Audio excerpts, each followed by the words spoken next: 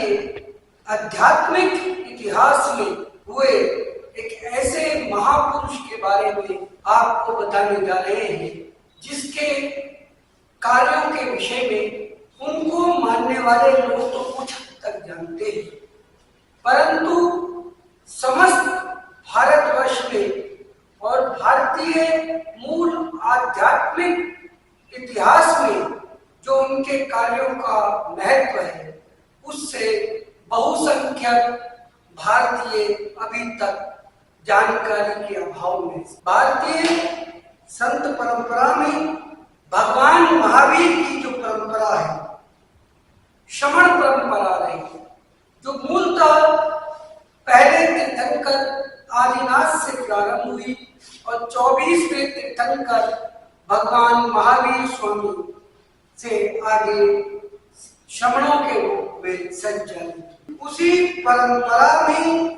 अनेकानेक महान प्रभावक आचार्य और संत हुए। उनमें से ऐसे ही एक महाप्रभावक युग प्रधान श्री दीनचंद्र सूरी जी आज से लगभग 500 वर्ष पूर्व हुए। श्री दीनचंद्र सूरी जी का जन्म चैत्र कृष्ण 12 संवत 1595 को खेतसर में श्रीमंत साहब व माता श्रिया देवी के यहाँ हुआ। आपका जन्म नाम सुल्तान कुमार था। मात्र 9 वर्ष की आयु में आपने संवत 1604 में आचार्य श्री माणिक्य सूरी जी के पास जैन भगवती दीक्षा ग्रहण कर ली। खेतसर एक छोटा सा ग्राम है, जोधपुर से जैसलमेर की तरफ अगर हम चलते हैं उसके बीच में ये खेतसर स्थित है। वहां पे आपका जन्म हुआ। आप उस समय दीक्षा लेके अपने साधुत्व का पालन कर रहे थे और आपने शास्त्रों का, सिद्धांतों का बहुत ही गहन अध्ययन गुरु श्री माणिक्य सूरी जी महाराज साहब की निश्रा में रहते हुए किया। साथ ही आपके उत्कृष्ट चारित्र पालन से समस्त संघ भी बहुत ही प्रभावित था। इसी प्रकार एक बार आप अपने साधु जीवन में ही धर्म प्रभावना का कार्य करते हुए श्री जी कुशल सूरी दादा गुरुदेव जो तीसरे दादा गुरुदेव हुए, उनके समाधि स्थल देराउर के दर्शन कर जैसलमेर पधार रहे थे।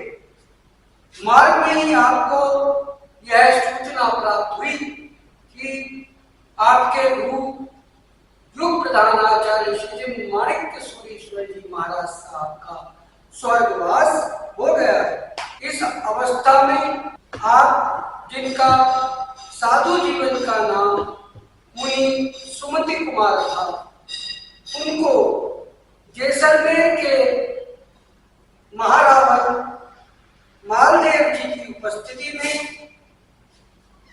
सकल श्री संघ के उपस्थिति में, खरतरगंज की बेगड़ शाखा के आचार्य श्री गुरु प्रभु सूरी जी के सानिध्य में मात्र 17 वर्ष की आयु में आचार्य पद पर प्रतिष्ठित किया गया और साथ ही समस्त संघ के संचालन का दायित्व भी आपके सुपुर्द कर दिया। आप वास्तव में भगवान महावीर की परंपरा के उसी उत्कृष्ट धारा को मानने वाले थे जिस धारा में सुधर्मा स्वामी के पश्चात उत्कृष्ट सुविध क्रिया के पालनकर्ता श्री देवायन सूरी, श्री नेमीचंद सूरी, श्री उद्योतन सूरी, श्री वर्धमान सूरी एवं चैत्यवास उन्मूलक श्री जिनेश्वर सूरी,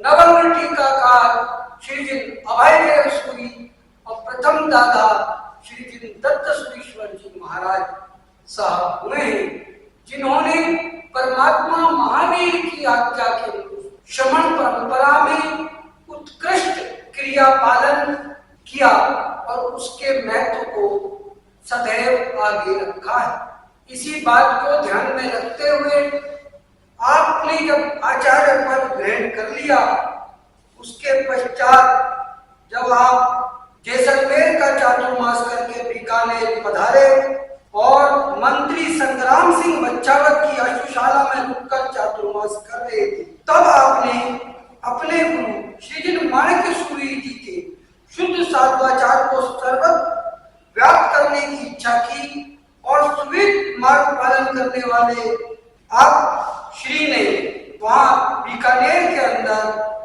शिथिल हुए हुए 300 के करीब यतियों को यह आह्वान किया कि आप क्रियोद्धार करें।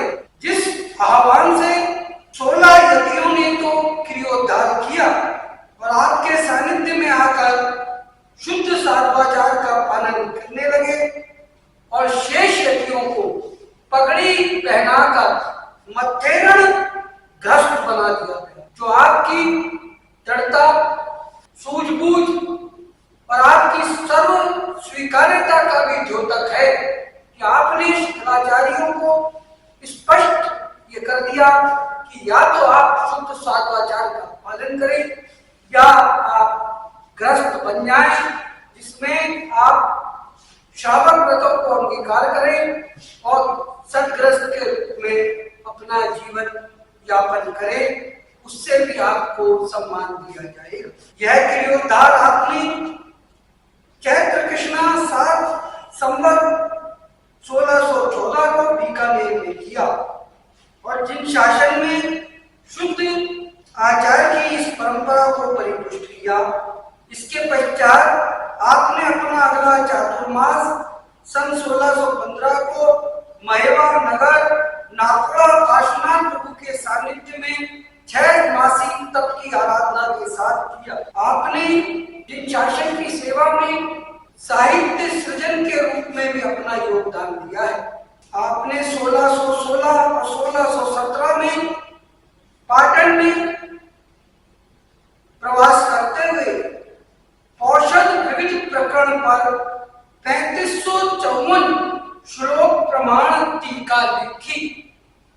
यह आपकी महान विद्वता का भी द्योतक है और साथ ही ये बताता है कि आप जहां एक और शुद्ध साधवाचार का पालन करने वाले थे, वहीं अद्भुत प्रतिभाशाली ज्ञान संपन्न भी थे, जो आपके बहुआयामी व्यक्तित्व को स्पष्ट रेखांकित कर। इसके साथ ही 1619 में राजनगर अहमदाबाद में मंत्री सारंगधर के द्वारा बुलाए गए अभिमानी भट्ट को आपने उसकी शंकाओं का समाधान कर परास्त कर दिया। इसके कारण आपको भट्ट को हराने वाला जानते हुए भट्टारक भी कहा जाता है। इस पद से भी आपका महिमा मंडन किया जाता है। आपने लगभग एक साथ 95 साधुओं को दीक्षा दी, जिनमें आपके भावी पटधर जो मूलतः चोपड़ा गोत्रीय थे, मान सिंह जी, जिनका साधु नाम महिमा राज रखा गया और बाद में उनको आचार्य पद पे श्री जिन सिंह सूरी के नाम से आपके पटदर के रूप में विभूषित किया गया, दीक्षा दी है। जो बताता है कि आपकी उत्कृष्ट साधना चारित्र बल, तपोबल और ज्ञान बल से प्रभावित होकर अनेक भव्य आत्माओं ने परमात्मा महावीर के शासन की सर्वोच्च साधना मार्ग सर्वव्रति रूप साधु जीवन को भी अंगीकार किया, जिससे कि वो भव्य आत्माएं स्वयं तो अपना कल्याण मार्ग करने की ओर अग्रसर हुई, साथ ही समस्त संसार को, सकल श्री संघ को भी परमात्मा महावीर के वचनों का लाभ देने के लिए ऐसे चलते फिरते तीर्थ के रूप में वे ही एक बार सन 1624 की घटना है। नागलोई में आप प्रवास कर रहे थे, वहां पर यवन सेना ने आक्रमण कर दिया। ऐसी विकट परिस्थितियां देखते हुए जब आप परम ध्यान में अवस्थित हो गए तो आपकी उत्कृष्ट ध्यान साधना के प्रभाव से वह यवन सेना नाडलोई की ओर मुख न कर सकी और अन्यत्र ही चली गई। आपने अपने यशस्वी साधु जीवन में अनेक विद्वत्वादियों को शास्त्रार्थ में सद्मार्ग का प्रतिबोध दिया, अनेक जिनालयों की प्रतिष्ठा करवाई और अनेक श्रावक श्राविकाओं को श्रावक व्रतों का उच्चारण करवा के जिन शासन की महती प्रभावना करी है। साथ ही आपने अनेक साधु और साध्वियों को भी जिन शासन के मार्ग में दीक्षित किया। आपके ऐसी उत्कृष्ट साधना की ख्याति उस काल में सर्वत्र फैल गई, जो होते होते तत्कालीन बादशाह अकबर के पास भी पहुंच गई। तब उसके मन में ये उत्कृष्ट अभिलाषा उत्पन्न हुई कि वह आप श्री के दर्शन कर सके।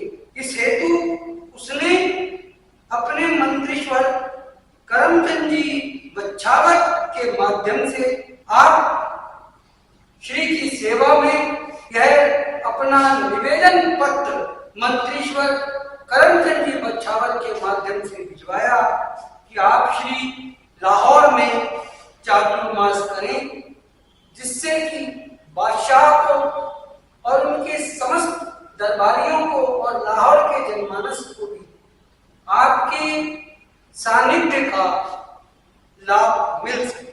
वस्तुतः योगानुयोग आपने वह कार्य किया जो आपके पूर्ववर्ती आचार्य भगवान श्री जिन प्रभु सुखी, जो कि स्वयं भी भगवान महावीर की सुधर्मा स्वामी से चलती हुई उसी शुद्ध साध्वाचारी परंपरा, श्वेत मार्ग की परंपरा, जिसके उत्कृष्ट साधक देवायन सूरी, देवीचंद सूरी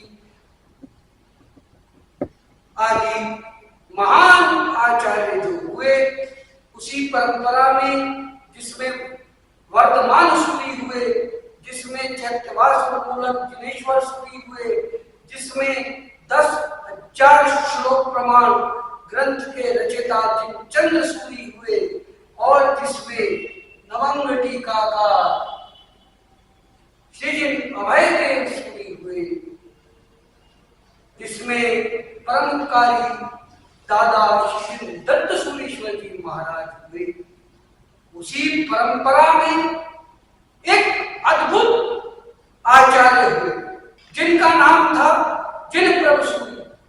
वस्तुतः भारत में जब यवन बादशाहों का अधिकार हो गया, उनका राज्य हो गया और वे अपने हिसाब से भारत के सामाजिक, सांस्कृतिक और धार्मिक क्षेत्रों में भी अपना हस्तक्षेप करने लगे, उस काल में सर्वप्रथम जिन प्रभु सूरी जी अकबर से लगभग 200 साल पहले ही जिन्होंने प्रथम यवन बादशाह उस काल के सर्वशक्तिशाली मोहम्मद बिन तुगलक को दिल्ली नगर में प्रतिबोध दिया और उनसे उनके मलिक सरदारों द्वारा सिरोही से लूट के लाई गई कन्या नयनी महावीर की प्रतिमा को पुनः प्राप्त किया और आपके ही उससे मोहम्मद बिन तुगलक ने निवेदन किया कि इसका जिनालय दिल्ली में ही बनाया जाए। और भी उनका बहुत इतिहास है, यहाँ पे विषयांतर ना हो जाए इसलिए हम उस पर अधिक बात नहीं करते हैं, पर यह उल्लेखित करना यहाँ पे आवश्यक है कि प्रथम यवन बादशाह को प्रतिबोध देने वाले जिन प्रभु सूरी हुए हैं, जिन्होंने अकबर से 200 साल पहले हुए मोहम्मद बिन तुगलक को प्रतिबोध दिया था, उन्हीं परंपरा को अनुसरण करते हुए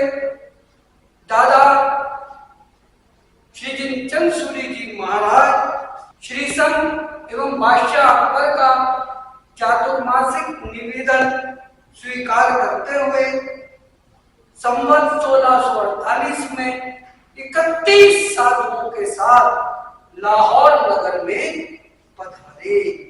आपकी उत्कृष्ट चर्या एवं अद्भुत ज्ञान से प्रभावित होकर बादशाह अकबर ने आपको भेंट स्वरूप 100 स्वर्ण मुद्राएं प्रदान करनी चाहिए, परंतु आप श्री ने स्पष्ट मना कर दिया कि जिन शासक ने साधु मुद्रा या द्रव्य स्वीकार नहीं कर, जिससे अकबर और अधिक प्रभावित हुआ। आपके लिए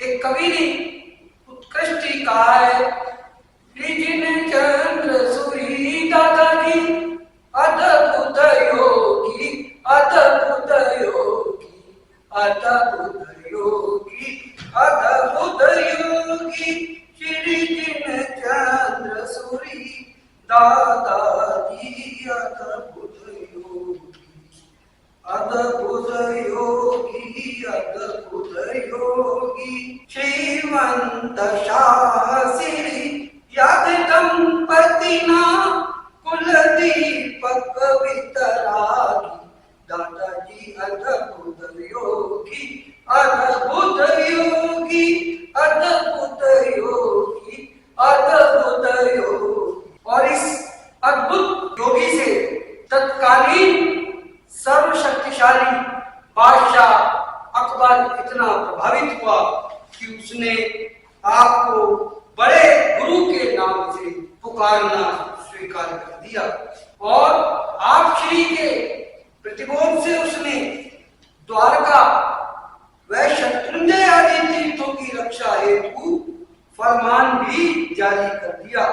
इस विषय में भी एक बहुत ही रोचक घटनाक्रम है कि किस प्रकार से अकबर ने तीर्थ रक्षाओं का फरमान जारी किया। उस काल में बादशाह के कई सिपहसालार आदि होते थे, जिन्हें हम जनरल कह सकते हैं आज की भाषा में। उनमें से एक नवरंग खान थे। उस नवरंग खान द्वारा द्वारका तीर्थ का विध्वंस कर दिया गया, जिसकी जानकारी चौथे दादा श्री जिनचंद सूरी जी जब महाराज को हुई तो आपने तत्काल बादशाह अकबर को मिलकर तीर्थ का महात्म्य बताया और तीर्थों की रक्षा का उपदेश दिया। आप श्री द्वारा बहुत ही सरल, स्पष्ट एवं सटीक रूप से तीर्थ का महत्व बताने से अकबर के हृदय में तीर्थों के प्रति सम्मान भाव जागृत हुआ, जिसके पश्चात अकबर ने एक फरमान अपनी राजमुद्रा लगाकर जारी किया कि आज से समस्त जैन तीर्थ मंत्रीश्वर करमचंद जी बछावत के अधीन है और गुजरात के सूबेदार आजम खान को तीर्थ रक्षा हेतु सख्त हुक्म भेजा, जिससे शत्रुंजय पर उपद्रव का नाश हुआ। आपकी इस महती धर्म प्रभावना के योगदान से आज का जैन समाज और आज का भारतीय समाज बहुसंख्यक रूप से जानकारी के अभाव में वो जानता ही नहीं है कि कैसे किसी एक महानुभाव ने, कैसे महान आत्मा ने बिना किसी तलवार के, बिना किसी तीर के पूर्ण अहिंसात्मक रूप से अपना जीवन यापन करते हुए और सर्व कल्याण की भावना को रखते हुए ऐसी महती कार्यों को उस युग में भी प्रतिपादित करवाया। ऐसे ही आपकी साधना शक्ति को देखते हुए उस युग में अनेक लोग आपसे कुछ ईर्ष्या भाव भी रखने लगे थे। इसी प्रकार मंत्रीश्वर करमचंद बछावत जी के माध्यम से जब दरबार में अकबर को और अन्य लोगों को भी ये जानकारी मिली, ज्यादा जिनदत्त सूरी जी महाराज जिन्होंने लाखों नूतन जैन बनाए। उन्होंने पंच नदी के 5 पीरों को साथ दिया था, अर्थात पंच नदी के अधिष्ठायक पांचों पीर दादा दत्त सूरी जी की सेवा में उपस्थित हो गए थे। उस पे अनेक लोगों ने के मन ने अनेक प्रकार से बातें कही और फिर अकबर ने ये कहा कि आप जो नहीं दादा दत्त सूरी जी महाराज की परंपरा में हुए, आप भी बताएं क्या क्या इस प्रकार से ये नदी के पीरों को साधा जा सकता है। ऐसी जिन शासन के प्रति प्रश्न चिन्हात्मक स्थिति उत्पन्न होने पर आप श्री पंच नदी के संगम स्थल पर, जो कि चंद्रवेली पत्तन है, आयम्बिल में अष्टम तप करते हुए पहुंचे और वहां पर तप करते हुए निश्चल ध्यान मुद्रा में स्थित हो गए।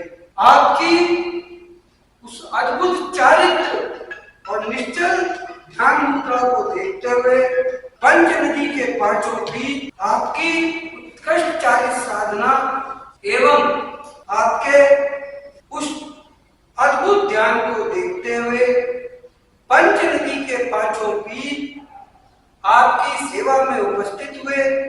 साथ ही साथ मणिभद्र यक्ष और कोड़िया क्षेत्रपाल आदि ने भी वहां उपस्थित होकर आपसे शासन प्रभावना में सहायक बनने का वचन दिया। और इस प्रकार से आपने सकल जगत में जैन धर्म की महत्वता, सत्यता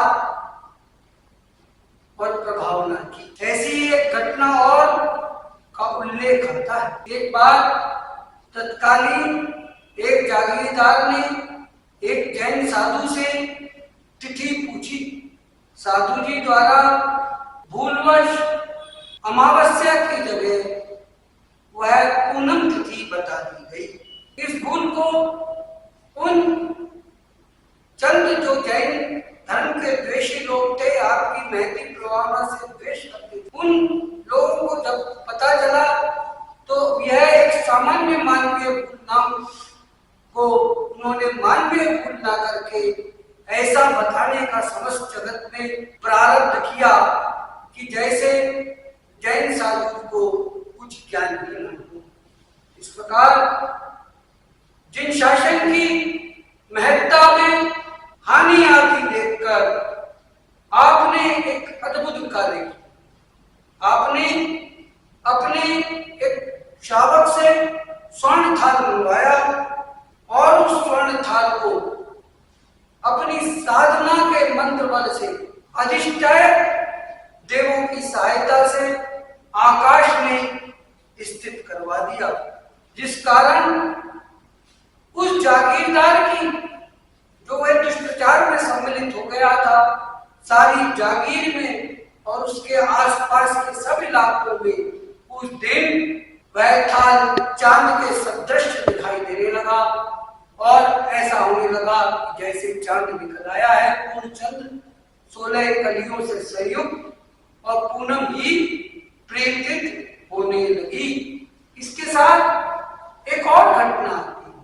जब बादशाह अकबर और समस्त भारत में आपकी कीर्ति व्याप्त हो गई और उस माध्यम से जिन शासन के प्रति लोगों का अनुराग बढ़ने लगा, उससे ईर्ष्यालु होकर एक काजी ने एक बहुत ही गहन योजना बनाई और उसने जो उसको कुछ छिछली सिद्धि प्राप्त थी उसका उपयोग करके अपनी टोपी को आकाश में ऊंचे जाके स्थापित करा दिया और कहने लगा कि अब आप में अगर शक्ति है तो इसे नीचे उतार के दिखाइए।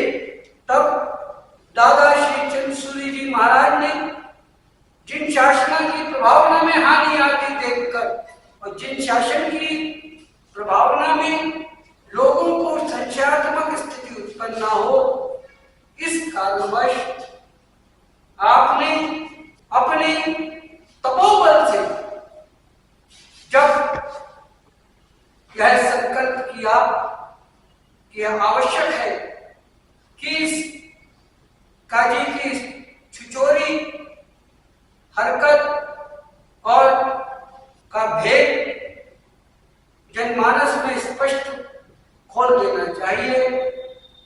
तब आपने अपने ओगे को आकाश में उछाल दिया और वो उस ओगे ने काजी की टोपी को ऊंचे आकाश में जाकर वापस अपनी शक्ति से काजी के सिर पे रख दिया और वह ओगा पुनः आपके श्री के हस्त कमल में आकर स्थित हो गए।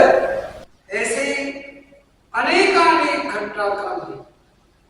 जब आपने जिन शासन की महिमा के लिए अत्यंत विकट परिस्थिति आने पर ऐसी अद्भुत घटनाओं को भी संसार के समक्ष किया, अन्यथा तो आप अद्भुत तपोबल, चारित्र बल और अनेक अधिष्ठायक देवी देवताओं जो आपकी आज्ञा की शरण में थे होते हुए भी कोई कौतुकपूर्ण कार्य नहीं करते। ऐसे ही मगर फिर भी एक और घटनाक्रम आ गया। एक काजी ने कहा ये तो कोई बात नहीं, और भी देखिए तो कर दिया। उसने एक और चीज रची कि अब ये बताएं कि यहाँ क्या स्थिति है।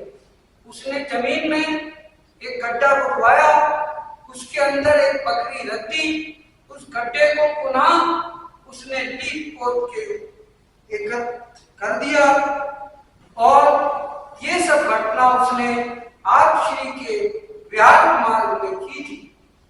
उसका उद्देश्य यह था कि बताए कि जो आप जीव दया की बात करते हैं वो बात थोथली है और आप तो पंचेंद्रिय जीवों के ऊपर से चलते हुए उनको खाते नहीं। जब आप विहार करते हुए उसी स्थान पर पधारे जहां पर काजी ने बकरी को अंदर दबाया था, तो आपने देखा कि आगे भूमि के अंदर तो पंचेंद्रिय जीव है। सामान्य चक्षुओं से देखना तो संभव नहीं था, परंतु आपका जो ज्ञान बल था उसके द्वारा आपको यह अवस्था ज्ञात हो गई। इस हेतु आपने अपने संग चल रहे साधु साथियों को उस मार्ग पर आगे चलने से मना कर दिया, जिस पर जब ये जानकारी वहीं पर पास में, क्योंकि काजी ने बादशाह अकबर को भी वहां पर बुलवा लिया था, उनको हुई तो आपसे पूछा कि आप रुक क्यों गए। तो आपने कहा इस स्थान पे नीचे पंचेंद्रिय जीव। यह बात सुनकर काजी ने कहा बताइए कितने जीव हैं।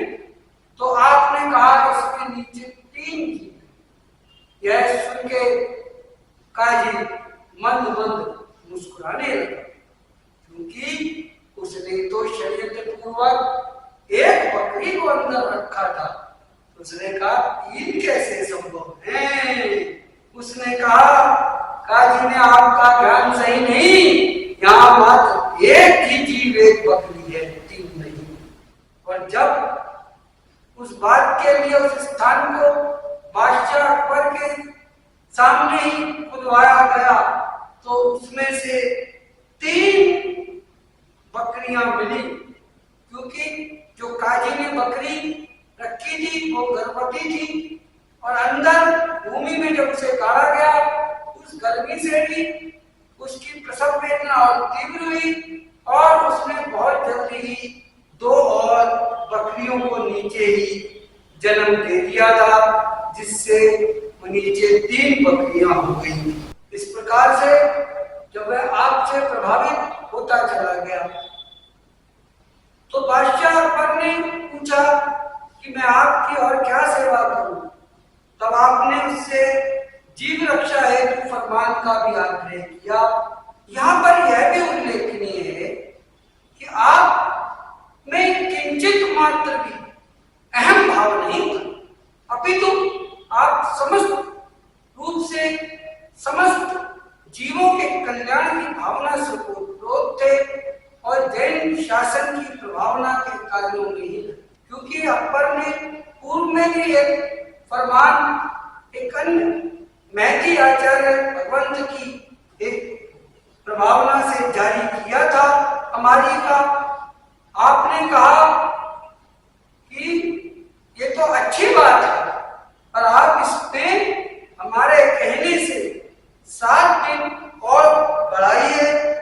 अकबर ने इस हमारी के फरमान को जारी कर दिया, जिसका भी आप यहाँ पर प्रतिलिपि देख सकते हैं। इसमें जो अकबर ने बात लिखी है वो बहुत ही महत्वपूर्ण है।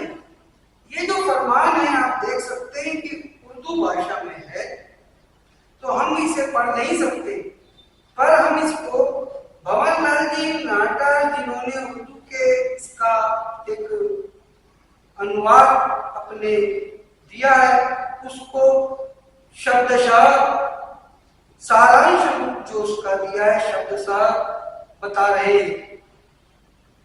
शुभचिंतक तपस्वी, यह फरमान में जो पद लिखा है वो ये है, शुभचिंतक जब तपस्वी जिन चंद्र सूरी हमारे पास रहे और उनकी भगवत भक्ति जब हमने देखी तो हमने अपनी बादशाही के द्वारा आपके उपदेशों को साकार करने की इच्छा प्रकट की, और उस हेतु हम आम दया से यह हुक्म फरमा रहे हैं कि आषाढ़ शुक्ल 9 से 15 तक कोई जीव ना मारा जाए और ना कोई आदमी किसी जानवर को सतावे। असल बात तो यह है कि जब परमेश्वर ने आदमी के वास्ते भांति भांति के पदार्थ उपजाए हैं, तब वह किसी जानवर को दुख न दे और अपने पेट को पशुओं का मरघट ना बनावे। बड़े बड़े हाकिम, जागीरदार और मुसद्दी जान लें कि हमारी यही मानसिक इच्छा है कि सारे मनुष्यों और जीव जंतुओं को सुख मिले, जिससे सब लोग अमन चैन से रहकर परमात्मा की आराधना में लगे रहें। वस्तुतः इसमें अकबर द्वारा जीव रक्षा की भावना जो उसके हृदय में सिंचित होना स्वीकार किया गया है। इस प्रकार से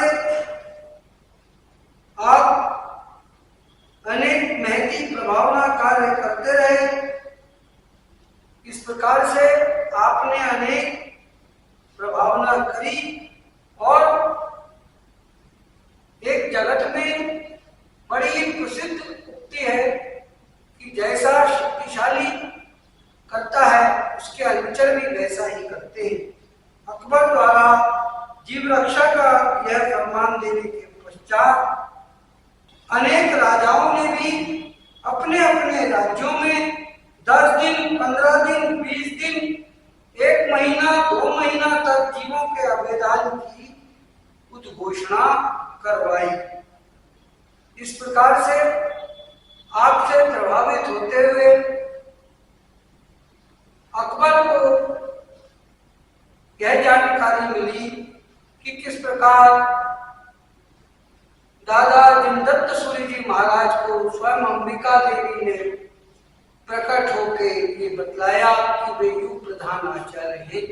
तब अकबर ने भी सकल संघ की इस भावना को स्वीकार करते हुए आप श्री को मंतीश्वर करमचंद बच्चावत जी द्वारा आयोजित महोत्सव में युग प्रधान आचार्य पद से सकल श्री संघ की निश्रा में उद्घोषित किया। आपने अपने पश्चात श्री जिनश्री सूरी जी को अपना पटधर घोषित किया था एवं घोषित किया था। इसी प्रकार आगे चल के आपके जीवन में एक बार एक और विषम परिस्थिति का सामना हो गया, जब बादशाह अकबर के पश्चात उनका पुत्र सलीम जहांगीर के नाम से बादशाह बन गया और आगरा को राजधानी बनाते हुए वह राज्य कर रहा था।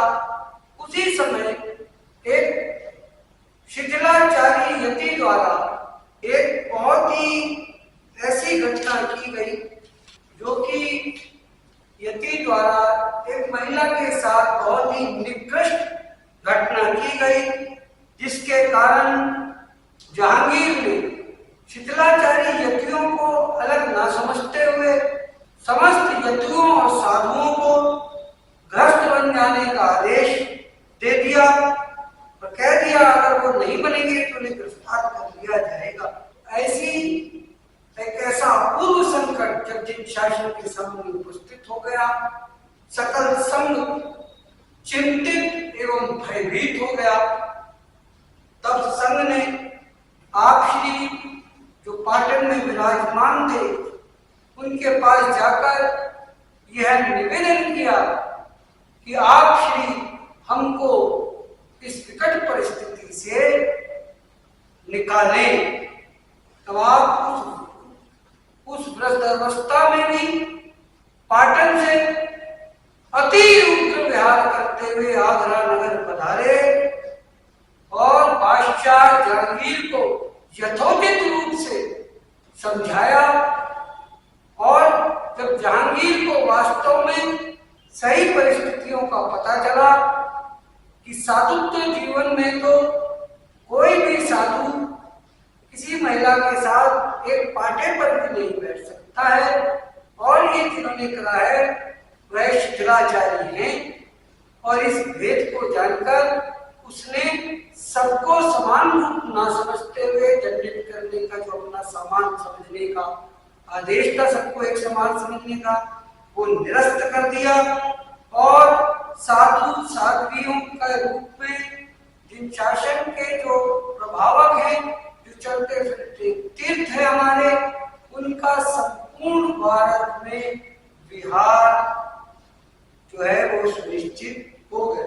और आपके द्वारा वहां पधारने पर अकबर के जैसे अकबर का हुआ था, जहांगीर का भी हृदय परिवर्तन हुआ और उसने आप श्री से संवत 1669 का चातुर्मास आगरे में करने का आग्रह किया। चातुर्मास काल में भी एक शाही जो संरक्षण प्राप्त भट्ट थे, शाही भट्ट, वो भी आपकी कीर्ति से जलन महसूस करने लगे। उन्होंने आपको शास्त्रार्थ के लिए ललकारा। तब आपने उस शाही भट्ट को शास्त्रार्थ में पराजित किया और आपको उससे वहां पे बादशाह ने और सकल संघ ने सवाई प्रधान भट्टारक पद से भी विभूषित किया। यहाँ भट्टारक शब्द का अर्थ मुद्दा यह आता है कि भट्ट जो एक किस्म के विद्वान हैं उनको हराने वाले।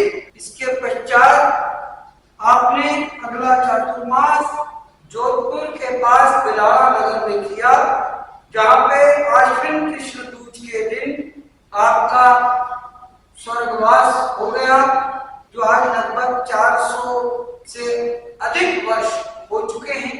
हम भारतीय परंपरा की या यूं कहें वैश्विक मानवता की इस पूज्य धरोहर के श्री चरणों में कोटिशः वंदन करते हैं। और अगर हमने भी यहाँ पे कोई जानकारी या तथ्य किसी भूलवश काना मात्र भी बढ़ा के कम करके बता दिया, उसके लिए इच्छामि दुक्कड़म। आप श्री के जीवन की घटनाओं और भावनाओं का वर्णन करना एक सहज कार्य नहीं है और ना इस समय में किया जा सकता है। उसके साथ साथ हम जैसे अल्पज्ञानी जिनका शब्दकोश भी सीमित है, उनके लिए तो सहज ही वर्णन करना शायद पूर्ण रूप में संभव ही नहीं है। इसके साथ साथ आपने जो कार्य किए हैं उसके अध्ययन के लिए भी वर्षों वर्षों तक निरंतर उनको जानने और समझने की आवश्यकता है। ऐसा महान पुरुषार्थ करने की आवश्यकता है। जिसको पूर्ण रूप से शायद हम नहीं कर सकते, परंतु फिर भी ये प्रयत्न किया है कि आप श्री द्वारा विश्व मानवता और जैन शासन की सेवा के जो कार्य किए गए हैं उनकी एक झलक, एक झांकी यहाँ प्रस्तुत की है। धन्यवाद। जय जय।